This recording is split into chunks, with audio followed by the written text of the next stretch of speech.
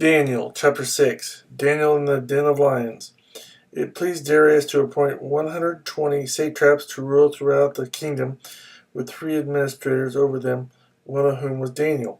The satraps were made accountable to them, so that the king might not suffer loss. Now Daniel so distinguished himself among the administrators and the satraps by his exceptional qualities that the king planned to set him over the whole kingdom. At this, the administrators and the satraps tried to find grounds for charges against Daniel in his conduct of government affairs, but they were unable to do so. They could find no corruption in him, because he was trustworthy and neither corrupt nor negligent.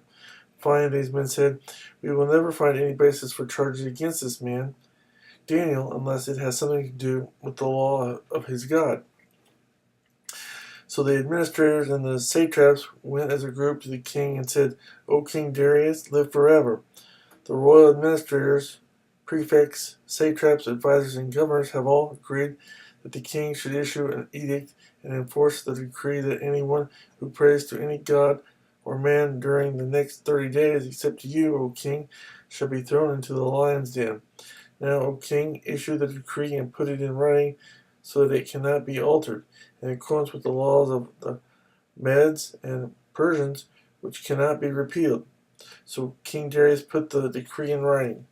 Now when Daniel learned that the decree had been published, he went home to his upstairs room where the windows opened toward Jerusalem. 3 times a day he got down on his knees and prayed, giving thanks to his God just as he had done before. Then these men went as a group and found Daniel praying and asking God for help. So they went to the king and spoke to him about his royal decree. "Did you not publish a decree that during the next 30 days anyone who prays to any god or man except to you, O king, will be thrown into the lion's den?" The king answered, "The decree stands, in accordance with the laws of the Medes and Persians, which cannot be repealed." Then they said to the king, "Daniel, who is one of the exiles from Judah, pays no attention to you, O king, or to the decree you put in writing. He still prays 3 times a day." When the king heard this, he was greatly distressed. He was determined to rescue Daniel, and made every effort until sundown to save him.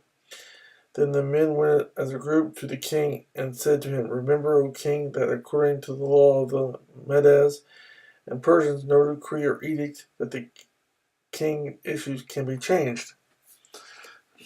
So the king gave the order, and they brought Daniel and threw him into the lion's den.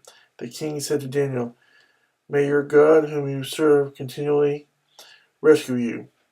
A stone was brought and placed over the mouth of the den, and the king sealed it with his own signet ring and with the rings of his nobles, so that Daniel's situation might not be changed.